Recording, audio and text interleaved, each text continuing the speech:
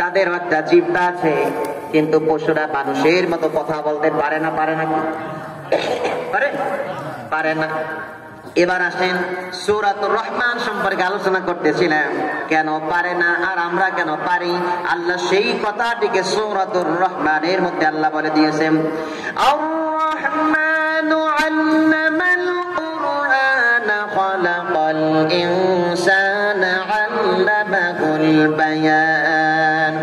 আল্লামাহুল বায়ান মানে হচ্ছে বান্দারে কথা বলার মতো যে শক্তি, যে জ্ঞান, এটা কেবলমাত্র আমি আল্লাহ রাব্বুল আলামিন মানুষকেই দান করেছি, আর কাউকে দান করি নাই। আর রহমান আল্লামাল কুরআন, কোরআনের জ্ঞান তোমাকে আমি দান করেছি, আমি শিক্ষা দিয়েছি তোমাকে। খালাকাল ইনসান, মানুষ সৃষ্টি করেছে আমি।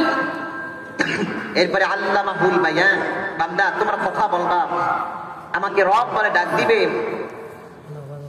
আল্লাহ বলে ডাক দিবে, এই জন্য তোমাদের কথা বলার প্রয়োজন ছিল।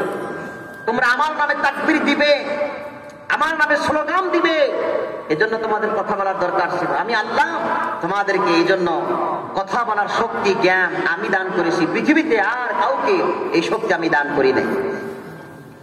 এরপরে আল্লাহ রাব্বুল আলামিন বান্দাদেরকে বুঝাচ্ছেন, বান্দারে লক্ষ্য করো, আমার এই পৃথিবীতে কিছু কিছু বান্দা বান্দি ছিল যারা আমি আল্লাহ রাব্বুল আলামিনকে কিভাবে স্মরণ করেছে, ডাক দিয়েছে।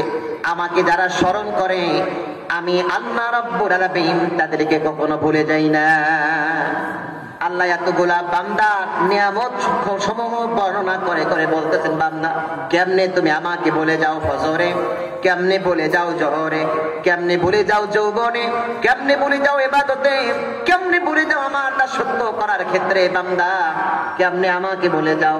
দেখেন, যারা আল্লাহ রাব্বুল আলামিনকে কখনো বলে না, আল্লাহ তাদের সাথী হয়ে যান। নূহ আলাইহিস সালাতু ওয়াস সালামের সময় প্লাবন হবে, ৮০ জনের মতো মানুষ দিন আনলো, ঈমান গ্রহণ করলো। এবার আল্লাহ রাব্বুল আলামিন নূহ আলাইহিস সালাতু ওয়াস সালামের কাছে ওহী নাজিল করলেন, নূহরে আমি প্লাবন দেব, পানি বন্যা হবে, গোটা দুনিয়াটা তলিয়ে যাবে, তুমি কিস্তি তৈরি করো, কিস্তি তৈরি করো এবং তোমার মুমিন বান্দাদেরকে সেই কিস্তির উপরে আরোহণ করাও।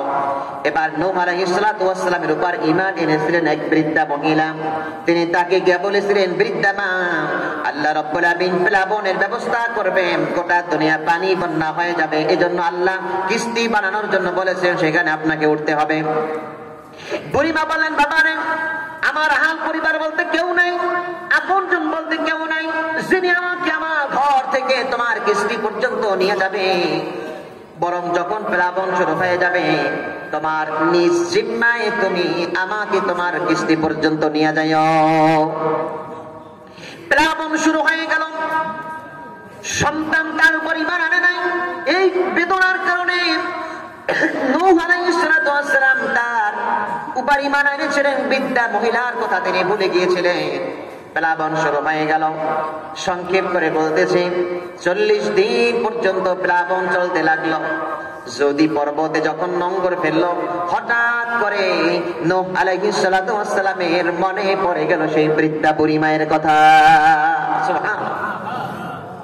যে রব্বুল আলামিন তাম দুনিয়া পানিতে ডুবে গিয়েছে, সবকিছু ধ্বংস হয়ে গিয়েছে, আমার পুত্র কেনান পর্যন্ত ধ্বংস হয়ে গিয়েছে, কেউ আর নাই। আরে ওই বৃদ্ধা মহিলা তো আমার উপর ঈমান এনেছিল, মনে হয় সেও এখন আর নাই। আল্লাহ তুমি যদি আমাকে কিয়ামতের ময়দানে জিজ্ঞেস করো, নূরে আমার সেই বৃদ্ধা মহিলার অবস্থা কি, তুমি কি তাকে নিয়েছিলে, কি জবাব দেব? কিস্তি থেকে নেমে সর্বপ্রথম বৃদ্ধা মহিলার বাড়িকে লক্ষ্য করে সেই দিকে যাচ্ছিলেন। কাছাকাছি যখন গেলেন, দেখলেন গোটা দুনিয়ার জমিনে কিছু দেখা যায় না, কিন্তু সেই বৃদ্ধা মহিলার জীর্ণ শীর্ণ ঘরটাকে দেখা যায়। কাছাকাছি যখন গেলেন, আশ্চর্য হয়ে গেলেন, এক্সক্রাইম হয়ে গেলেন, কিচ্ছু দুনিয়াতে নাই, কিন্তু বৃদ্ধা মহিলার এই নাড়াকুটা খড়কুটার বৃদ্ধা মহিলার জীর্ণ শীর্ণ ঘরটাকে তো দেখা যাচ্ছে। এবার যখন কাছে গেলেন, ভিতরে মানুষ আছে বলে মনে হয়, এজন্য তিনি ডাক দিলেন যে ভিতরে কেউ আছেন নাকি। যখন নূহ আলাইহিস সালাতু ওয়াস সালাম বাহির থেকে ডাক দিলেন, ভিতরে কি কেউ আছেন নাকি? কণ্ঠ শুনে বৃদ্ধা মহিলা উপলব্ধি করতে পারলেন যে এই তো জামানার পয়গম্বর নূহ চলে এসেছে। নূহ আলাইহিস সালামের কণ্ঠস্বর পেয়ে বুড়িমা বলতেছিলেন, বাবা আমি সবকিছু গুছাইয়া রেখেছি, আমার পরিবারের সংসারে যা কিছু আছে পোটলা আকারে সবকিছু রেখে দিয়েছি, আমি আপনার জন্য অপেক্ষা করতেছিলাম, আপনি আসার সঙ্গে সঙ্গে আপনার সঙ্গে যাতে আমি কিস্তিতে যেতে পারি। নূহ আলাইহিস সালাম আশ্চর্য হয়ে গেলেন, বললেন, বুড়িমা তুমি কি কিছুই জানো না? বুড়িমা বললেন, কেন কি হয়েছে? নূহ আলাইহিস সালাম বললেন, বুড়িমা রে, যেই প্লাবনের কথা তোমাকে আমি বলেছিলাম সেই প্লাবন আল্লাহ দিয়েছেন। প্লাবন দেওয়ার পরে একদিন দুই দিন নয় 40 দিন পর্যন্ত গোটা দুনিয়াটা ডুবন্ত ছিল, দুনিয়ার সবকিছু ধ্বংস হয়ে গেছে, তুমি কি কিছুই টের পাও নাই? বুড়িমা বলে, তুমি কি আমার সঙ্গে মজা করতে আছো নাকি? আল্লাহর কসম করে বলে আমি কিছুই টের পাই নাই। নূহ আলাইহিস সালাম আকাশের দিকে হাত উঁচু করে বললেন, রব্বুল আলামিন, গোটা দুনিয়া সবকিছু শেষ হয়ে গেছে, ডিস্ট্রয় হয়ে গেল, ধ্বংস হয়ে গেল, কিছুই নাই, কিন্তু কি কেমন তোমার কুদরত, কেমন তোমার কারিশমা, যে বৃদ্ধা মহিলাকে কিভাবে তুমি জীবিত রাখলে এবং তিনি কিছুই টের পেল না। আল্লাহ রাব্বুল আলামিন বলেন, নূরে বিপদ যখন চলে আসে তুমি তোমার সন্তানের মায়ায়, পরিবারের মায়ায় আমার কোন বান্দিকে তুমি বলে যেতে পারো, কারণ আমার বান্দিকে তুমি আর সৃষ্টি করো নাই, আমার কোন মাখলুককে তুমিও ভুলে যেতে পারো, কিন্তু আমি আল্লাহ আমার কোন মাখলুককে আমি আল্লাহ ভুলে যেতে পারি না। জাকারিয়া আলাইহিস সালাম একজন পয়গম্বর ছিলেন। কাফেররা যখন তাকে ধাওয়া করলো, ধাওয়া করার পর তিনি যখন আশ্রয়ের আর কোন জায়গা পেলেন না, কোন জায়গায় তিনি শেল্টার হবেন, আশ্রয় নেবেন, এরকম কোন জায়গা যখন খুঁজে পেলেন না, হঠাৎ করে নবীদের কথা তো গাছেরাও শোনে, মোটা একটা গাছকে দেখে জাকারিয়া নবী বললেন, গাছ তুমি আমাকে বাঁচাও। মোটা গাছটি দ্বিখণ্ডিত হয়ে গেল। জাকারিয়া আলাইহিস সালাম তার ভিতরে প্রবেশ করলেন, আর গাছ আবার মিলিত হয়ে গেল, সেখানে তিনি নিরাপদ আশ্রয় নিলেন। কিন্তু হঠাৎ করে গাছ যখন মিলিত হয়ে গেল, এই মিলিত হওয়ার পরেও একটু তার কাপড়ের কোনা এরকম বের হয়ে রইল। এটা করেছে ইবলিস, শয়তান। সে ওই যখন গাছের ভিতরে প্রবেশ করেছে, শয়তান তার কাপড়ের কোনা একটু টেনে ধরেছে, একটু টেনে ধরেছে। দেখবেন যখন একটু ইবাদতের নিয়ত করি যে আমি না এখন ভালো হয়েছে, আজ বয়ান শুনছি না, হুজুর এত সুন্দর বয়ান করলো, আজ না আজকে থেকে ভালো হয়ে যাবো, নামাজ পড়বো, নিয়ত করে, কিন্তু দুই এক তো পড়ার পর না এর আমল করে করবো কি, সময় আছে আর এরকম আসে কিনা বলে, দুই এক পড়ার পরে না আমার পরে পড়বো না, এত সকালে এত দরবেশ হয়ে গেলে তাই শয়তানি আর পাটপারি করবে কেন? এগুলো করে শয়তানে কি করে, কথা বলেন, কি করে শয়তানে। এই যে উপেক্ষা করে যারা চলে আসতে পারবে তারাই কামিয়াব হবে। এই শয়তানের ওয়াসওয়াসা থেকে অনেক নবীরা পর্যন্ত রেহাই পান নাই। তো জাকারিয়া আলাইহিস সালাম গাছের ভিতরে প্রবেশ করলেন, একটু কাপড়ের কোনা টেনে রাখছিলেন কে, কথা বলেন কে? শয়তান। আওয়াজ দেন না, ঘুমাই গেছেন আপনারা? শেষ করে দেব আপনাদের বয়ান শেষ করার পরেই আমি কিন্তু এক মিনিট বসবো না। আগামীকালকে আমার মাহফিল কুড়িগ্রাম শহরে, কুড়িগ্রাম জেলার। আমি কিন্তু স্টেজ থেকে নেমেই রওনা দেবো, অতএব আমি যদি আগে শেষ করতে বলে আমার জন্য পজিটিভ। শেষ করবো তো জাকারিয়া আলাইহিস সালাম কাপড়ের কোনা টেনে ধরলে শয়তান।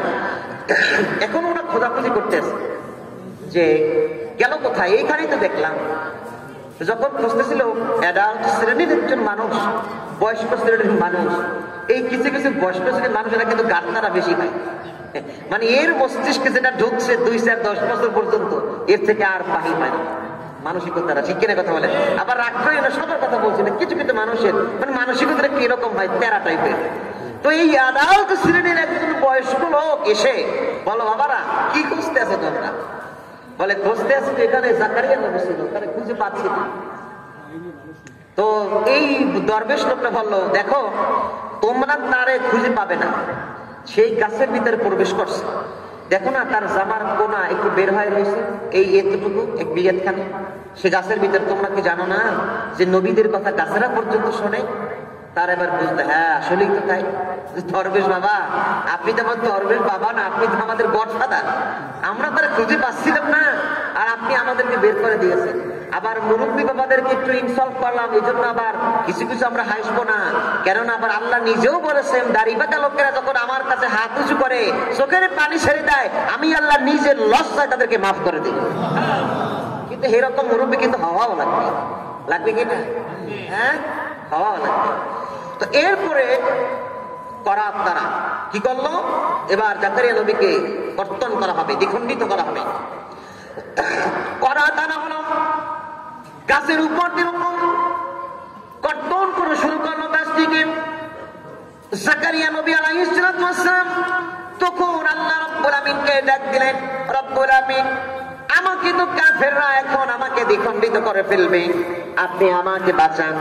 কিন্তু আল্লাহ রাব্বুল আমিন রাগান্বিত হয়ে গেলেন, জাকারিয়া রে তুমি আমার কাছে এখন সাহায্য চাও কেন? তুমি গাছের কাছে আগে সাহায্য চেয়েছিলে, কেন প্রথম আমি আল্লাহর কাছে চাও নাই?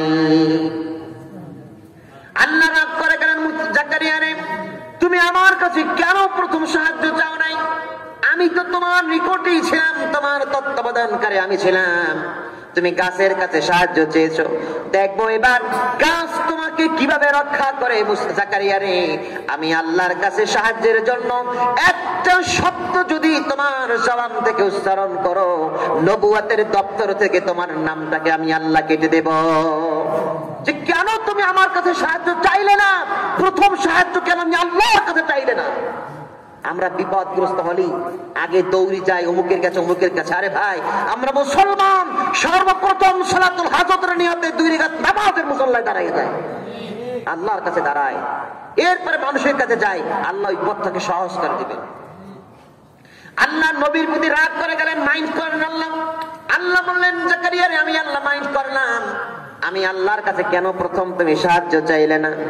আমি তো আল্লাহ অন্ধ হয়ে যাই নাই, আমি তোমার নিকটে আছি। তুমি গাছের কাছে সাহায্য চেয়েছো, দেখবো তোমাকে গাছ কেমনে বাঁচায়।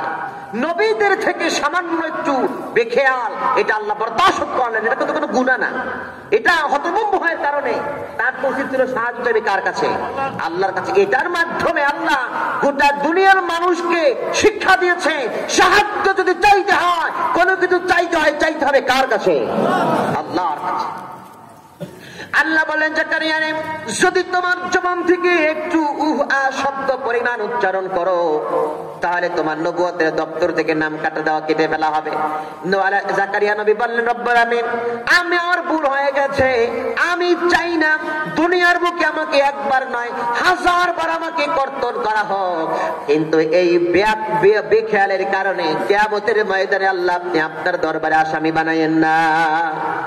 করাতকে দ্বিখণ্ডিত করা হলো, মাথার নিকটে যখন চলে আসলো, যখন আঘাত শরীরে লাগলো, কলিজাটা ছেড়ে যাচ্ছে। কিন্তু আল্লাহ নিষেধ করেছেন, জাকারিয়া রে যদি একটু শব্দ করো, তাহলে তোমার নবুয়তের দপ্তর থেকে নাম কাটা যাবে। এই জন্য তিনি কোনো আওয়াজ উচ্চারণ করে নাই। সুতরাং বান্দা যদি আল্লাহ রাব্বুল আমিনের কাছে সাহায্য চান, তাকে আল্লাহ সাহায্য করবেন কিনা? ঈসা আলাইহিস সালাতু ওয়াস সালামকে চতুর্দিক থেকে কাফেররা যখন বেষ্টন করে ফেলল, আল্লাহ রাব্বুল আমিন কুদরতি ভাবে তাকে দুনিয়া থেকে আসমানে উঠিয়ে নিলেন। বাদশা হারুন আর রশিদ, তিনি অনেক দানশীল একজন বাদশা ছিলেন, তার কাছে একজন ভিক্ষুক আসলেন, কিছু চাওয়ার জন্য আসলেন, কিছু চাইবেন বলে। কিন্তু যখন আসলেন, হারুন আর রশিদ অবসর সময়গুলা বেশিরভাগই মসজিদে কাটাতেন, সময় দিতেন মসজিদে। এসে দেখেন যে বাচ্চা হারুন আর রশিদ মসজিদের ভিতরে ইবাদত করতেছেন। ইবাদতের শেষে হাত উঁচু করলেন, মোনাজাতের হাত উঁচু করলেন, আর চোখের পানি ফেলে ফেলে আকাশের মালিকের কাছে কি যেন চাচ্ছেন। পাড়াটা নেই, অসহায় মানুষ মসজিদের দিকে, বাচ্চা হারুন আর রশিদের দিকে তাকায়া তাকায়া বিষয়টা যখন লক্ষ্য করলেন, দেখলেন আহারে, আমি তো তার কাছে কিছু চাওয়ার জন্য এসেছিলাম, কিন্তু কান্নাও তো করতাম না, এরকম একদম অসহায় হয়ে যেতাম না, ভাড়া কেরাম তো হতাম না। কিন্তু আমি দেখতেছি আমি না জানি যতটা অসহায়, তার থেকেও বড় অসহায় হয়ে বাচ্চা হারুন আর রশিদ কার কোন মালিকের কাছে যেন কিছু চাচ্ছেন।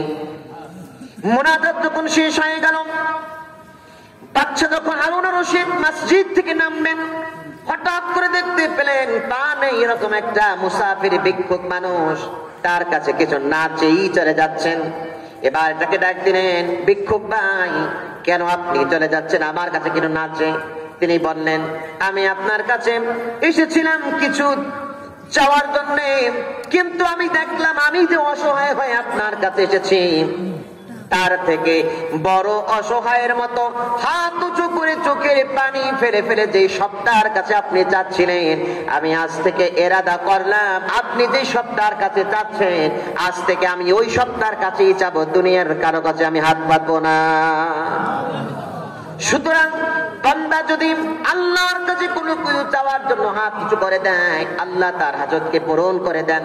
যেরকম এই দৃষ্টান্ত আল্লাহ রাব্বুল আমিন কোরআনুল কারীমের ভিতরে দিয়েছেন। যেই কথা বলে আলোচনা শেষ করে দিব, অদরাবাল্লাহু মাসালাল লিল্লাযীনা আমানু ইমরাআত ফিরআউন। ফিরআউনের স্ত্রী আসিয়াকে গোটা দুনিয়ার মানুষের জন্য আল্লাহ রাব্বুল আমিন দৃষ্টান্ত স্থাপন করে দিয়েছেন। কিরকম? ফিরআউন এসে আসিয়াকে বলল, আসিয়া রে, অনেক মানুষ আমার প্রতি ঈমান আনছে, কিন্তু তুমি আমার প্রতি ঈমান আনো না, এই জন্য আমার লজ্জা হচ্ছে, মানুষের কাছে মুখ দেখাতে পারতেছি না। আসিয়া বলল, স্বামী রে, আপনি আমার স্বামী হতে পারেন, কিন্তু আপনার উপর আমি ঈমান আনয়ন করতে পারবো না।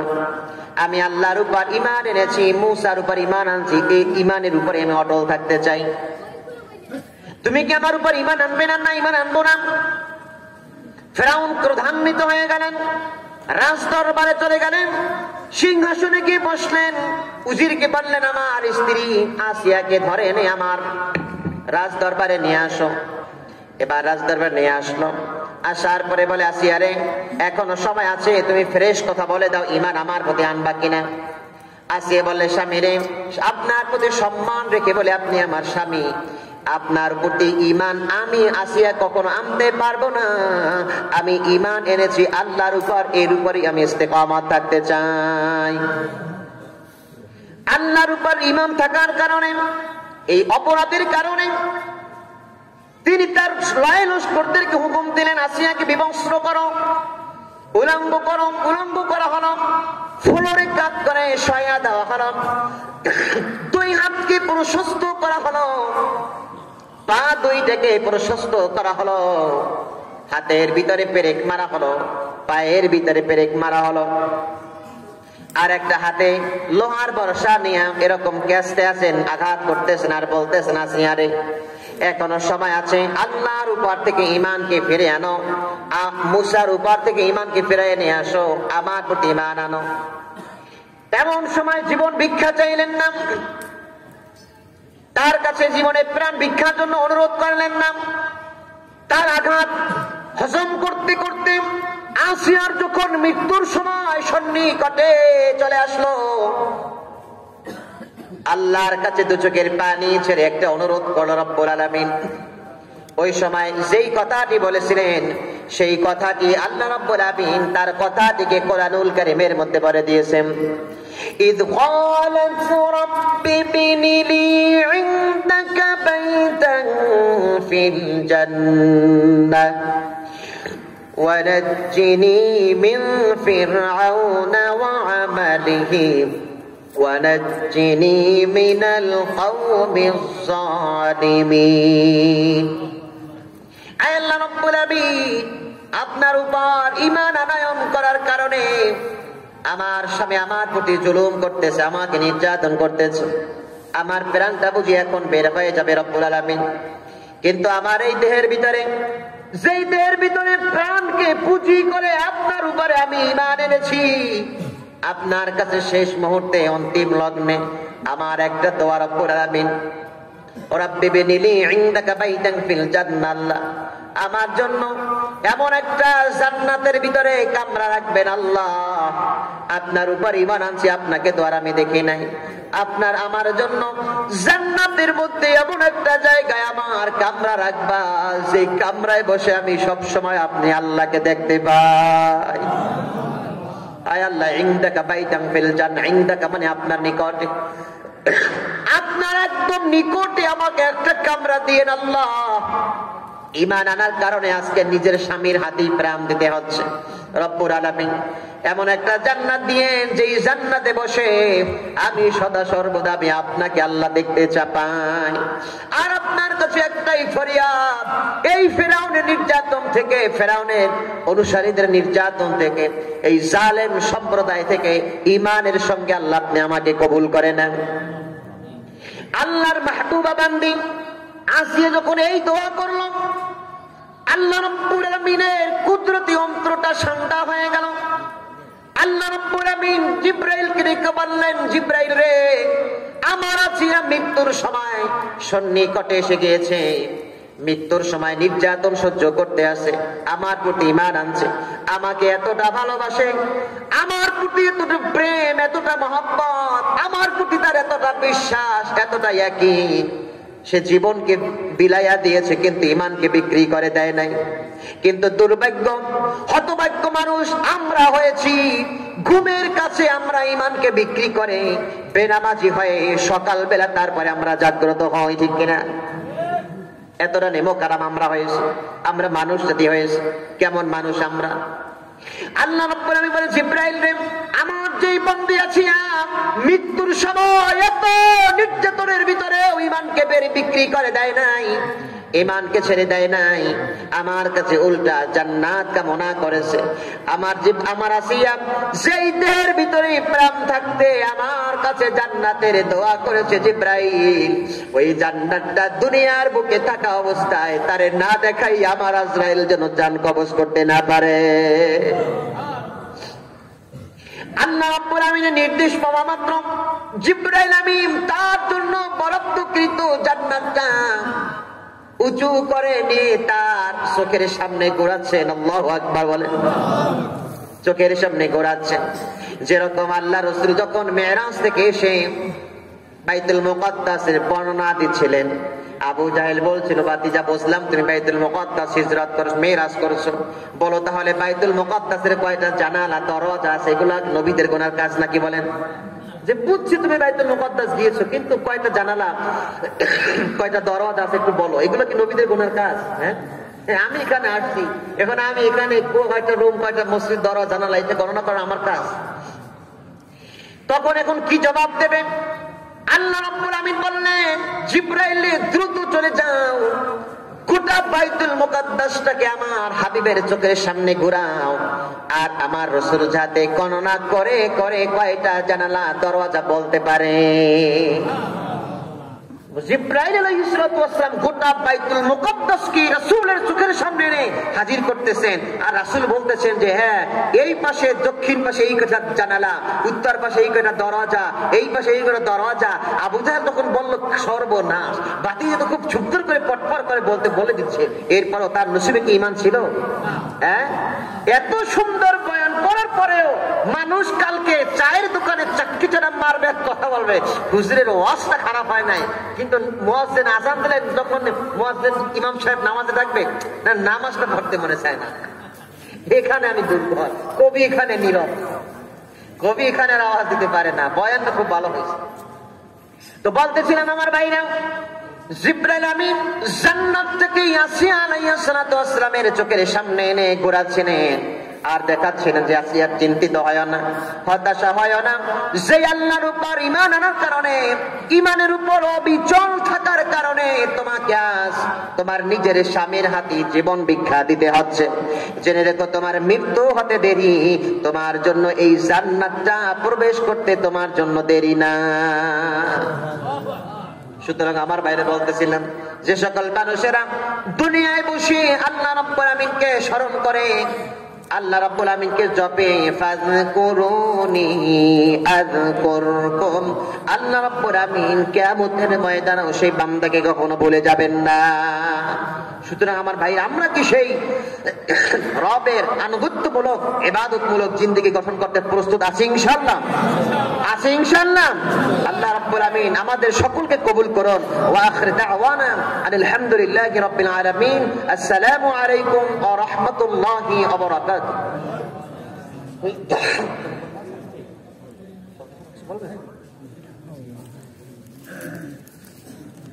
বসেন, দোয়া বেকুজেন না। আমার একটা ফেসবুক পেজ আছে, গাজী গোলাম কিবরিয়া বরগুনা, বাংলায় লিখিত গাজী গোলাম কিবরিয়া বরগুনা। যারা মোবাইল চালায়, অধিকাংশই চালায়, এটা ফলো দিয়ে রাখবেন। প্রতিদিনের বয়ানগুলো এখানে আপলোড করা হয়।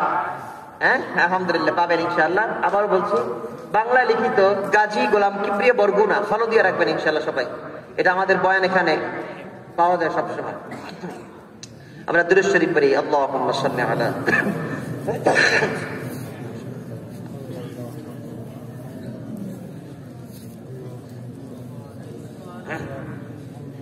اللهم صل على سيدنا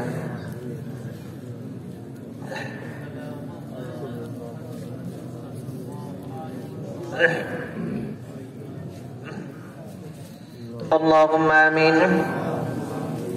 ربنا ظلمنا أنفسنا وإن لم تغفر لنا وترحمنا لنكونن من الخاسرين ربنا فاغفر لنا ذنوبنا وكفر عنا سيئاتنا وتوفنا مع الأبرار আল্লাহ রাব্বুল আলামিন মাগরিব থেকে এই পর্যন্ত কোরআনুল কারীম থেকে অনেক আলোচনা এখানে হয়েছে। যারা যে আলোচনা করেছে, যারা যাই শুনেছে, মেহেরবানি করে সমস্ত আলোচনার সওয়াবগুলোকে কোটি কোটি গুণ বৃদ্ধি করে সোনার মদিনায় খাতামুন নবীন সাইয়্যিদুল কাউনাইন সাইয়্যিদুল মুরসালিন জনাবে মুহাম্মদুর রাসূলুল্লাহ সাল্লাল্লাহু আলাইহি ওয়াসাল্লামের রওজা মুবারকে হাদিয়া হিসেবে পৌঁছাইয়া দেন। সমস্ত সাহাবায়ে আজমাইন, তাবিঈন, তাবিঈন, উলামায়ে মুতাআখিরিন, মুতাওয়াসসিতিন, মুতাকদ্দিমিন, যত হাফেজ, কারি, মুয়াজ্জিন, ইমাম যে যেখানে শাহিদ আছে, মেহেরবানি করে সকলের আমলনামায় সবগুলোকে হাদিয়া হিসেবে পৌঁছিয়ে দেন। বিশেষ করে আমার ফিলিস্তিনের গাজার মসজিদ আকসার মুসলমানদেরকে ইসরায়েলের যেরকম বর্বর হামলার কারণে যারা শহীদ হয়েছে, মেহেরবানি করে এই মসজিদে আকসার জন্য যে সকল আমার মুসলমান ভাই বোনেরা ইন্তেকাল করেছেন, প্রত্যেককে শহীদের মর্যাদা দান করে তাদের আমলনামায় সওয়াবগুলো হাদিয়া হিসেবে পৌঁছে দেন। যারা আমরা এখানে হাত উঁচু করেছি, অনেকের জনম দুঃখী আব্বা জান, অনেকের মা, অনেকের শ্বশুর শাশুড়ি, ভাই বোন অন্ধকার কবরে চলে গেছে, মেহেরবানি করে তাদের আমলনামায় সওয়াবগুলো হাদিয়া হিসেবে পৌঁছে দাও আল্লাহ। আল্লাহ অনেকে বাবা হারাইয়া, মা হারাইয়া এই তাফসীরুল কোরআন মাহফিলে, গাজীপাড়া জামে মসজিদের মাহফিলে আল্লাহ হাত উঠাইছে। আল্লাহ এখানে বিশাল একটা কবরস্থান রয়েছে আল্লাহ, শত শত কবরস্থানে মানুষ হয়ে আছে আল্লাহ। যারা এরকম বাবাকে হারাইয়া, মাকে হারাইয়া যারা আজকে হাত উঠাইলো মালিক, তাদের প্রত্যেকের মা বাবার কবর গুলাকে জান্নাতের টুকরা বানাইয়া দেন। আমি জানি না রে আল্লাহ, কে কোন ব্যক্তি বাবা হারাইয়া হাত উঠাইলো, মা হারাইয়া হাত উঠাইছে আল্লাহ। কোন ব্যক্তির মা বাবার কবর আপনি জাহান্নামের আগুনে জ্বালাইয়েন না। পর্দার আড়ালে অনেক মহিলারা হাত উঁচু করেছে, বিবাহের সময় তাকে নববধূ বানাইয়া স্বামীর বাড়িতে প্রেরণ করেছিল। বাবার বাড়িতে এসে বাবার মুখটা, মায়ের মুখখানা মাঝে মাঝে দেখতে পাইতো। অনেক মহিলার হাত উঁচু করেছে, বাবার বাড়িতে গিয়ে বাবার মুখটা দেখতে পায় না, মায়ের মুখখানা দেখতে পায় না। কেবলমাত্র বাড়ির আঙ্গিনায় কবরস্থানে কবর ছাড়ার কিছু দেখতে পায় না। এরকম যারা হাত উঠাইছে, মেহেরবানি করে আল্লাহ তাদেরকে আপনি মাফ করে দেন। এখানে মুরব্বিয়ানে কেরাম হাত উঠাইছে, দাড়ি পাকা লোকেরা হাত উঠাইলো, ওলামায়ে কেরাম, তোলাবায়ে কেরাম, অনেক মুআজ্জাজ মেহমানের হাত উঠাইছে। আল্লাহ যার হাতখানা পছন্দ হয়, তার হাতের উসিলায় আল্লাহ আমাদের সকলের তামাম জিন্দেগীর পাপ সমূহ মাফ করে দেন। আল্লাহ আপনি আমাদের দুনিয়ার রিজিকে বরকত দান করে দেন, সম্মানজনক রিজিক দান করেন। আল্লাহ আকাশ এবং জমিনে তো দুবাইয়ের মাঝে সকল মুসিবত বালা থেকে আমাদেরকে হেফাজত করেন। হায়াতে তৈয়বা দান করে দেন আল্লাহ, নেক হায়াত দান করে দেন। যারা অসুস্থ আছে মেহেরবানি করে সুস্থতা দান করে দেন। অনেক মানুষ অসুস্থ, দোয়া চেয়েছে, আপনি সুস্থতা দান করেন। অনেকে ডায়াবেটিসের অসুস্থ, প্রেসার অসুস্থ, লিভার অসুস্থ, বিভিন্ন অসুস্থতা জর্জরিত, আপনি সুস্থতা দান করেন। অনেক সন্তান আছে, মেয়েরা আছে, ছেলেরা আছে, কথা শোনে না কিন্তু পড়ালেখায় মনোযোগী, আল্লাহ ওদের মাথার জেন শক্তিকে বৃদ্ধি করে দেন। আল্লাহ প্রত্যেকটা সন্তানকে এমন ভাবে বড় করার ব্যবস্থা হয়ে দেন যাতে পিতা মাতার অন্তরটা প্রশান্তিময় হয়ে যায়। আল্লাহ নিরাপদ বাসস্থান দান করে দেন। যেদিন আমাদেরকে মৃত্যু দিবেন ইমানের সঙ্গে আল্লাহ মৃত্যু দিয়ে বেঈমান বানাইয়া বেনামাজি বানাইয়া আমাদেরকে কাউকে কবরে ডাক দেন না রে মাওলা।